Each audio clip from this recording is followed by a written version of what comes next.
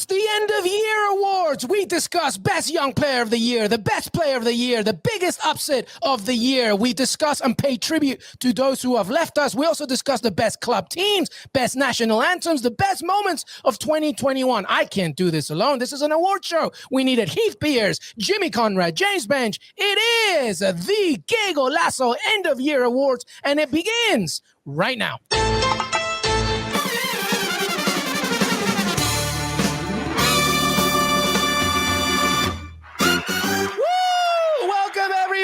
To the end of year awards. I am LME with my little mixer here. So every time you hear that sound, it's coming from me, not this Nars. He can't take all the production, credit here. But we welcome our amazing panel, our amazing team who have been part of this journey for Que Golazo for 2021. Jimmy Conrad, looking good as always, my man. Yeah, and feeling good because I combed my hair for the first time in Que Golazo history. So you're welcome, everybody. It's a big deal. Then, see, I like my mixer. James Bench, like Daniel Craig, looking so smooth, brother. How are you? Yeah, I'm excited to be here. I don't get invited to parties often, so it's a big moment for me. Oh no, well, I had this one instead. Hotkeys, I love it. Let's go. Heath Pierce, what's up, buddy? Oh man, I'm just worried about whatever you're gonna say, whatever button you're gonna press after I say I'm doing well. But I'm excited. Congrats to all the nominees, and hopefully have some great winners tonight. And everybody has a good time. Heath, you're Hollywood Heath. We know Lewandowski won't have a good time tonight, but for everybody else, I hope they do.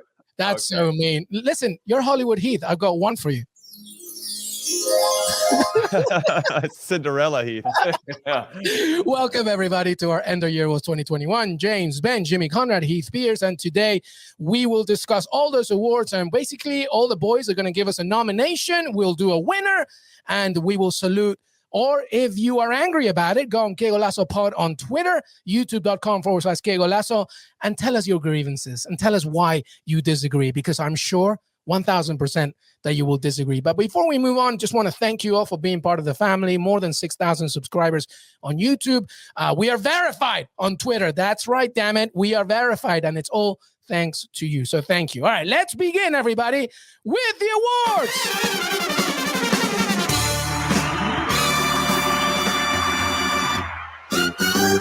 I love this. My wife is going to get so mad because I'm going to do this after everything. All right, let's go. Let's begin with the best young player of the year. This has been a great year for young footballers all over the world to show what they can do. And here are the nominees. First of all, Jimmy Conrad, give me your nominee.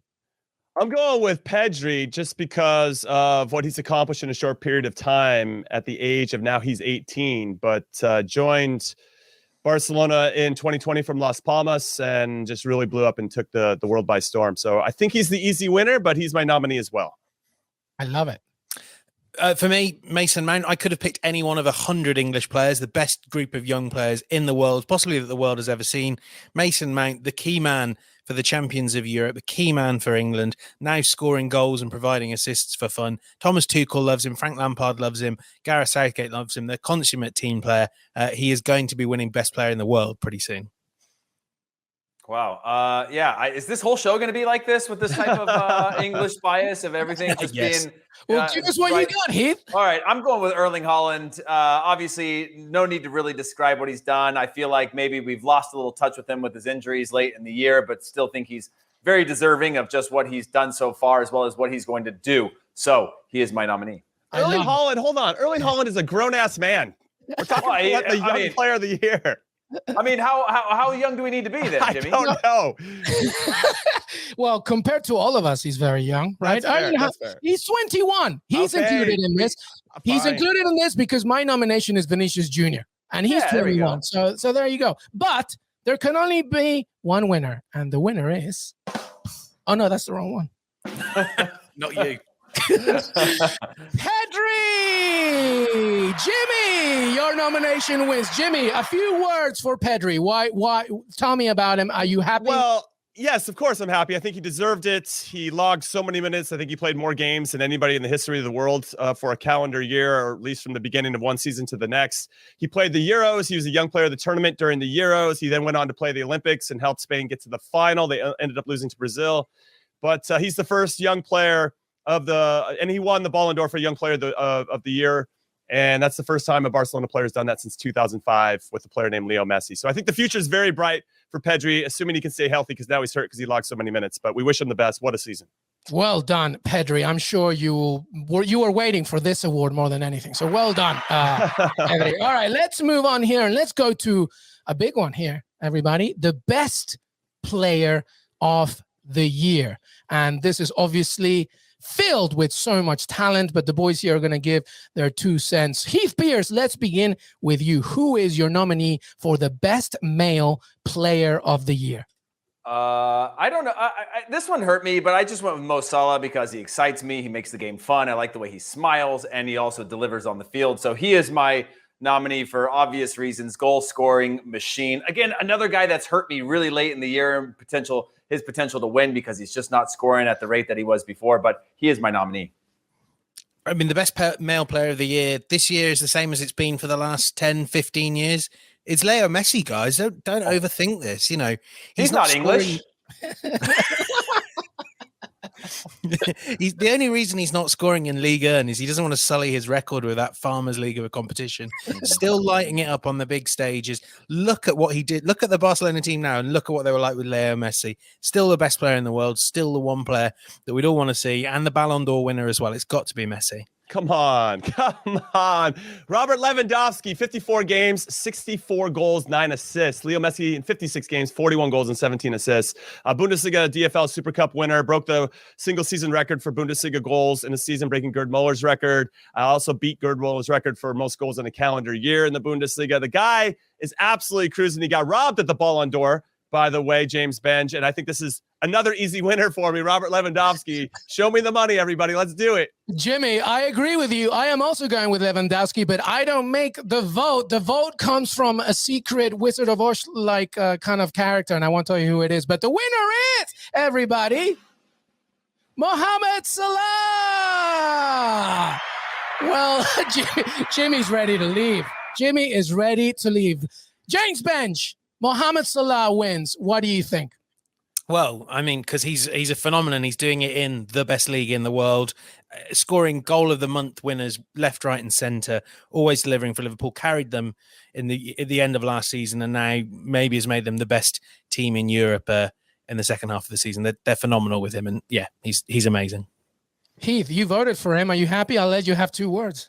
I am happy. I feel like, again, Lewandowski was perhaps robbed. I feel like Messi should have taken this because whoever it is that was giving this award probably leaned towards Messi here. But I respect this, going with something different, going with something fresh and new. Mohamed Salah, an incredible player and well-deserving of this award. Congrats to him. I know. Yes, Jimmy. What? I just literally 2 words about Mo Salah: recency bias. That's it. Tremendous player, recency bias. He's doing amazing right now, but let's say over the course of the year, come on, Lewandowski. All right. Well, Jimmy, you know what? Come on. It's me and all the listeners are feeling the same way. I'm speaking for the people right now. Speaking of the people, aside from players, everybody, this year brought us so many incredible moments, whether it was on the pitch, off the pitch. I know that specifically the summer and the tournaments, there were some moments that really impacted not just the game, but the way that we see the game. And we got some great nominees as we discuss the biggest upsets of 2021. Those games that you thought, what the hell? And maybe it's not a game, because I know we're going to talk about a certain Polish striker in a second. But let's begin with you, James Bench. Who is your nominee for the biggest upset of 2021? This might be the biggest upset of a generation. Sheriff, who we'd all never heard of at the start of this year, just beat Real Madrid. And, you know, this is remarkable. You know, a team that had never played in the Champions League before, go to the Bernabeu and, yes, get impossibly lucky. I think they faced something like 30-odd shots. Yeah, hit them on the counter. Possession or something, yeah. Who wants possession? No goals, mate. I love it. All right, so that's James Benj's the Sheriff beating Real Madrid in September in the Champions League. Heath, go ahead. I'm going with the same thing. I had the fortunate opportunity to do the copywriting for the Champions League group stages on Paramount Plus, the little game descriptions that went below. And it gave me, them beating Real Madrid gave me plenty of joy and opportunity to just talk about Sheriff and all the context that I want. So it gave me lots of fun to write about for months. So I'm going with the upset of Sheriff over Real Madrid as well. Yeah, it's hard to go against that, but I will add Lewandowski missing out on the Ballon d'Or to Messi. And just for the laughs, England losing at home at Wembley to Italy with a 1-0 lead in the Euro final. Oh my God, that is terrible. This is workplace abuse. This is. I agree. That is some evil laughter, but we only can only have one winner. By the way, my vote is also Sheriff beating Real Madrid. And guess who the winner is, everybody? It's Sheriff beating Real Madrid. Unbelievable. Everybody's so happy. Well done, Sheriff. Indeed. Good luck in the Europa League. All right, we're going to shift gears a little bit because 2021 is not just about celebrating goals and moments and upsets, but it's also paying tribute to those who really impacted the game in so many ways. So many players through the years that have not just created so many amazing moments for us, but at the same time able to give us some happiness, whether you support the team or not. And we want to pay tribute to those who passed away in 2021. We can't give you the full list right now, but obviously our hearts go out to all of those who passed away and to their families and friends. But let's do 3 here. And let's begin with you, Heath Pierce, on your particular in memoriam. Yeah, for me, it's Gerd Müller, 1970 Ballon d'Or winner, European and world champion with West Germany, scorer of 563 goals for Bayern Munich, where, among other things, he won 3 European Cups and 4 Bundesliga titles. Der Bomber passed away 15th of August, just 2 days after my birthday, aged 75. So rest in peace, Gerd Müller, a legend of the game and a rarity in the sport.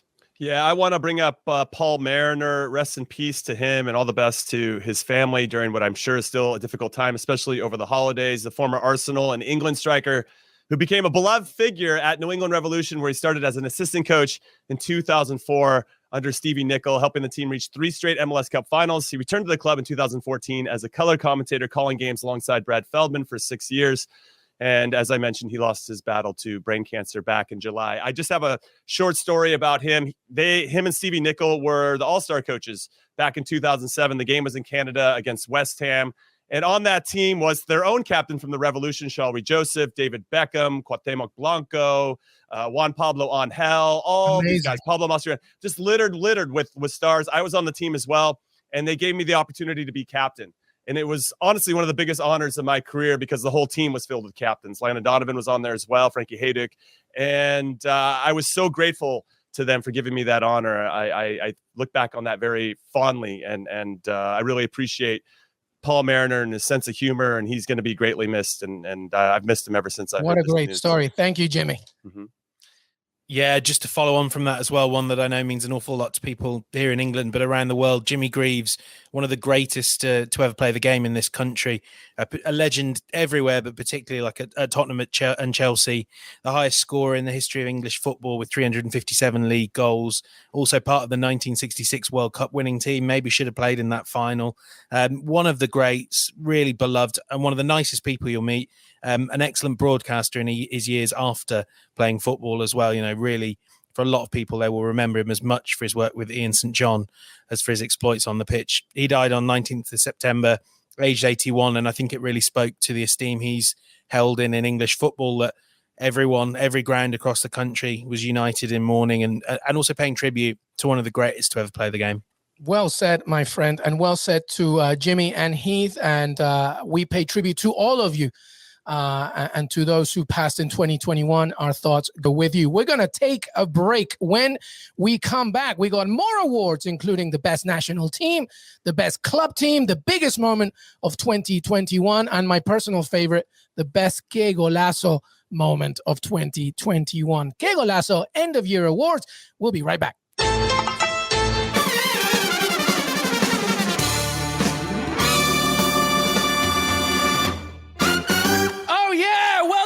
To the end of year awards here. It's an international award show, by the way. Heath Pierce from Dubai, Jimmy Conrad from San Francisco, James Bench from Croydon, Let's hear that from you, City.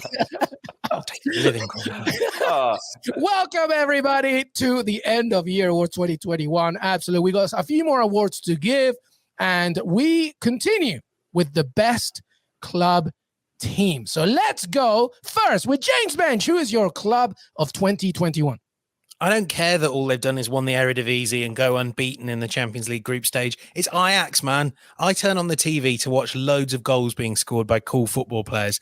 Ajax are doing that in abundance. 102 goals in 34 Eredivisie games last season. They're exactly on course to match that this. Oh, and by the way, they're taking any team in the Champions League to the cleaners at the moment.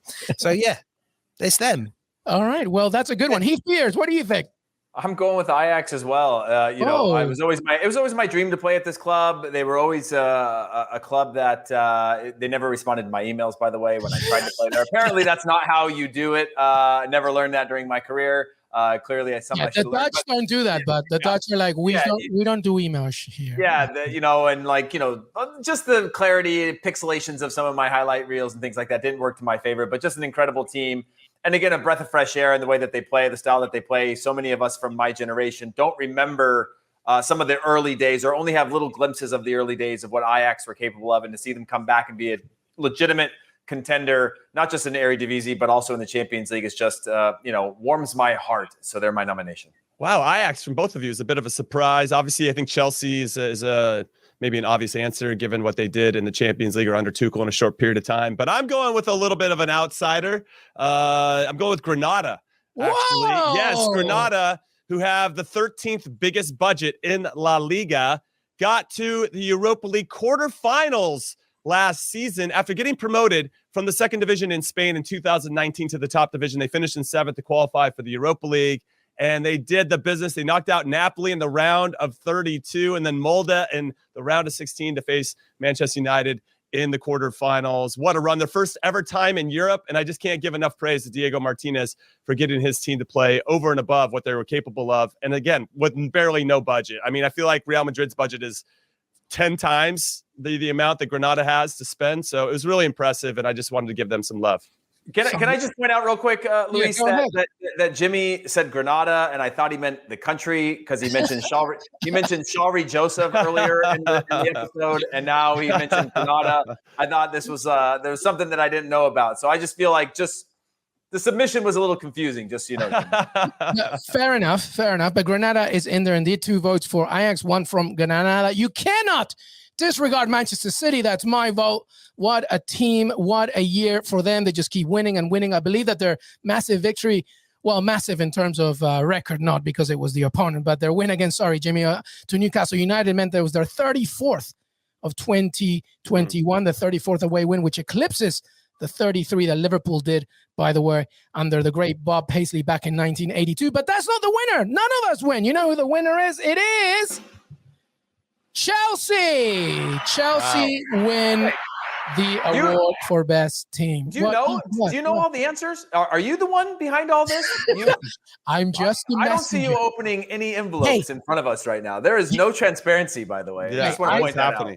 Can I just say, I just read the rules. I don't make them. All right. This is what's happening. This is what I was told. Chelsea, they won the Champions League. Some tremendous work under Thomas Tuchel. Obviously, the end of the year has become a little bit more competitive, but you cannot disregard all the work that the German manager did for the South London club. So Chelsea wins. Well done. Also, just to throw in there, I think that we should throw in the women's team as well under Emma Hayes.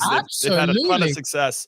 Tell him, Jimmy. Well, winning the Women's Super League and obviously, unfortunately, losing the final to the Barcelona women's team. Barcelona's women's team, excellent. But one I of just the only teams right now, by the way, fully vaccinated as well.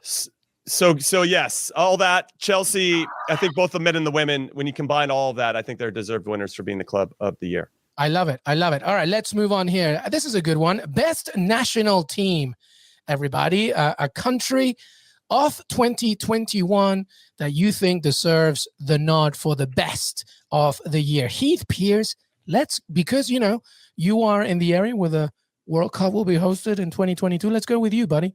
All right, everybody just lean in a little closer here for this. All right, I'm leaning. I'm going with the United States of America. Oh and here is why we took down Mexico twice, 2 trophies for those games. Now we gave him a Dos a Cero, makes it a Tres a Cero on the year. I don't care about anything that happens outside of the borders, even though I am not currently in the United States right now. I'm all about the U.S. versus Mexico. When the U.S. is beating Mexico, they are my favorite team in the world. They are my favorite team to watch, even though Jimmy and I obliterated them on the meaningless friendly they had the other day. They are still top of my list in terms of moving forward. The talent that we have across the board, the amount of players we have in the Champions League, can't deny it.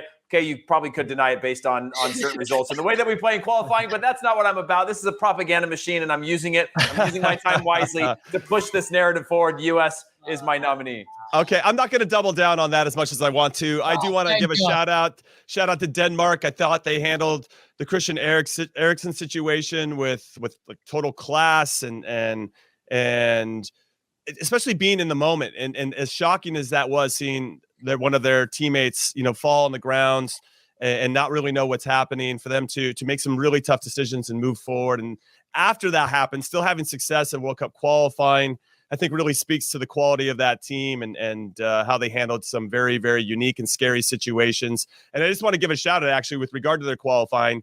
In the first 9 games, they won all 9 of them to book their ticket. They weren't first. Germany ended up actually booking their ticket first from Europe to the World Cup in Qatar. But they ended up losing the last one. So they didn't have a clean sheet, but 9 wins and 1 loss, 10 qualifying games to book their ticket is a really special team. And I wouldn't want to face them in the World Cup next year. Well said. So let's let everyone in on a little secret here. We've got a Google Doc in front of us. It tells us which teams to say. I noticed on this Google Doc, it doesn't have any mention of the true best national team in the world, the best national team of 2020. England. Da, da, da.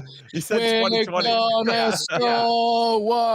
Yeah, we didn't, we didn't win a trophy, and our fans ruined the final of the Euros. And I mean, we might not have scored that penalty if someone hadn't been shining a laser in Castbox face.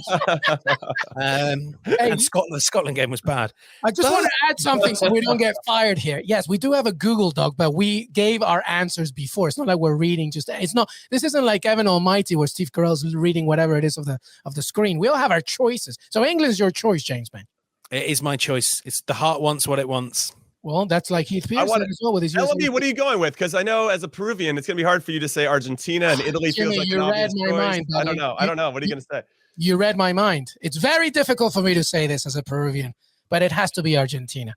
Winning Copa America for the first time since 1993, already earning their spot at the World Cup next year. You have to give it to Argentina. Beating Brazil at Brazil in Copa America, of course, and Lionel Messi winning his first major trophy as well. I think Argentina is my vote. But guess what? The winner is Jorginho. Denmark. Denmark. Well done, Denmark. Heath, thoughts on Denmark winning? Yeah, I can't disagree with that. I pushed as hard as I could for the U.S., but Denmark makes the most sense. Going back on it, obviously I spent 2.5 years of my life living in Copenhagen, got a chance to spend time amongst the Danish people, very great people, and to see what they did at the Euros, to see how they've gone on to respond to that, just to see the way the nation rallied around something is just exemplary of a country. It's exemplary of a national team, of what it means to wear the crest, of heroism. Well deserved, and I take back my nomination. I go with Denmark. Can I just say as well, Denmark, everybody's beautiful. It's really annoying. Like I've gone like 3 times. Everybody's really, really. Aren't you half Danish, Jimmy? I am. Thank you for saying that. Yeah. Go ahead, Ben. I get 50% of that compliment. Didn't win it. And you also give. Did they? Yeah, that's true. But Jimmy, you get 50% of that compliment, but you give up 50% of your taxes for being Danish as well. So, that's true. I just want to point that out. Did you say what you wanted to say? Yeah, they didn't win at Wembley. England won at Wembley. Oh, man. That's true. England didn't win that. That's right. Raheem Sterling's diving, but it doesn't matter. Go ahead. God, this is very difficult. Don't care. Let's move on. Let's go to the biggest moment of 2021. So many nominations. This, by the way, once again, can be something on the pitch or off the pitch. Let's begin with you, James Bench. What's your biggest moment of 2021? Like, I'm not happy about it. I don't like having to say this, but I was on the internet that day. Clearly, and maybe this is the problem with football, clearly the biggest moment of 2021 was Manchester United acquiring Cristiano Ronaldo, again, bringing him back. I've never seen the internet quite so abuzz. As a person that writes for a living, I I've never had so many thoughts exploding through my synapses at once. Most of these being like, this could cost Ole Gunnar Solskjaer his job. I was right on that. But I mean, there has been no moment that has quite captured the imagination for good and bad, like Cristiano Ronaldo coming back. It's funny because that seems to be a response to Messi leaving Barcelona to go to PSG. I actually feel like Ronaldo was like, why isn't it about me? I want the news to be about me. And so, yeah. He talks funny. Is that how he talks? Yeah, it's exactly how he talks. I don't know if you've heard his voice before. But actually, I'm going to say from an influential, I'd say, moment in the sporting landscape here in the United States, I think that Christian Pulisic, wearing the number 10 shirt for Chelsea and being the captain of the U.S. men's national team, and winning the Champions League, I think is a really big deal. I think it does plant the seed to younger players over here in this country that it is possible to go over and win the biggest trophies over in Europe, that we can get that respect, that we can hang with the best players in the world. And I thought that was a watershed moment for a lot of players. We might not see the impact of that for many years, but I think it's going to be a big deal for us moving forward over here in this country. All right, so my biggest moment of 2021, I've already spoken about it quite heavily already in this episode, in this award ceremony. It's Denmark for me. It's the country. It's the fans inside the stadium. It's the supporters. It's the players on the field. It's the medical staff. It's the country as a whole rallying around this big moment. It's the world rallying to support this moment of Christian Eriksen and the Danish national team. There was just so much about them that is to be respected and commended for. So they're my nominee for biggest moment of 2021. I'm going with the whole country for this one. I love it. Denmark getting a lot of love in this episode. And I, sadly, as a Peruvian, have to go with Messi winning Copa America. It was amazing just what it meant for the country, for him, etc. But the winner is when the little car drove on with the match ball at the Euros. That was really cool of Lorenzo Insigne to do that, I'll be honest. Yeah. Really nice. Little Leo Messi right there. Too funny. Well done, little car. Cute as a button, just like Lorenzo Insigne. Well done. All right, and this is the final award of the evening. You know what? We have a great laugh here at Que Golazo, whether it's an interview or weekend recaps, weekend previews. I mean, so many fun things we do here, but we all have our favorite moments. I'll straight away give you mine. I just want to thank everybody, this team, Jimmy Conrad, Heath Pierce, James Bench, Jonathan Johnson, Christina Uncle, all the team at Paramount Plus as well that comes in as well. Fabrizio Romano, who does our weekly episodes with transfers. And Des Norris, who, by the way, deserves the biggest award, everybody. Des Norris, our producer, who never, ever stops. Well done. He is our little Irish gem who produces every single episode, thinks of all the ideas. He's the best, man. So, Des, thank you so much. That's birds. I thought you said that. I thought you said you put that when there's not a funny joke. No. That's little birds chirping around the head of Des Norris. Oh, okay. Yeah, it's also this one as well. Oh, Des, thank you. Thank you very much. Well done, everybody. Thank you. But what's your favorite Que Golazo moment, Jimmy Conrad? Oh, I'm going to go back to the CONCACAF Nations League semifinal and final, where Heath Pierce and LME were both on TV for CBS Sports HQ. And after both of those games, they had to hustle from the stadium, fight the traffic to get back to their hotel rooms to do the podcast so we could have a recap of the U.S. men's national team. And it was awesome because they were so, oh my God, when they got back, you guys couldn't see them on camera. They're trying to get the light, get all the stuff behind them all set up. Meanwhile, I've been sitting here chilling in my PJs, watching the game, having a great time. And these guys are struggling for a couple hours just to get back to it so they can put on a good show for everybody. And I have nothing but respect for that type of hustle. So those were my favorite moments. Jimmy, I sweat when I blink, by the way. And that particular trip that was too much. But thank you. James Bench, what's your favorite moment? I know what you're going to say. Go ahead, James. Well, you mean, obviously any episode I'm on is clearly our listeners and viewers' favorite moments. But indeed.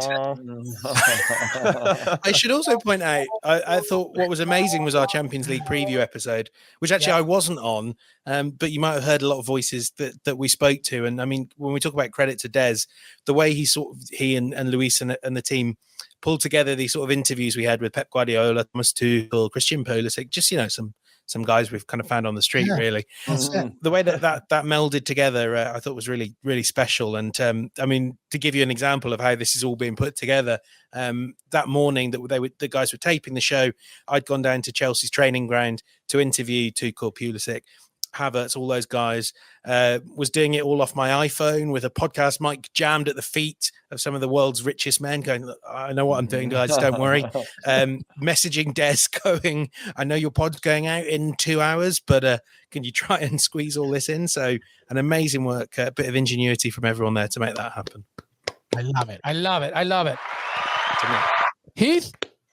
Yeah, I mean, really, it's first and foremost, I just want to say that a daily podcast is a huge grind, and I appreciate everything that you guys are doing. Everybody on this show, Des Norris as well, and everybody behind the scenes pushing this thing forward. A daily podcast is a lot of work. I did it for 30 days once, and it was enough for me to realize that I have huge respect for anything that anybody does every single day of the week. So huge respect to you, Luis, for keeping this engine going and allowing me to have what I think is a propaganda machine for the U.S. national team, to try to weave the narrative of the U.S. national team into every single episode, whether it's a preview for Champions League or it's a recap on the weekend. It's just a sign of the times of where we're going in the United States with the player development, with the national team and all these things. So I appreciate this platform of being able to come on here and make all the players better than they actually are, and try to get everybody to believe that as we head towards 2026 when we win the World Cup. I love it. I love it. And where else can you hear when Ricardo Pepi stole your game controller from PlayStation as well? Only here on Que Golazo Pod. But I want to thank the entire team.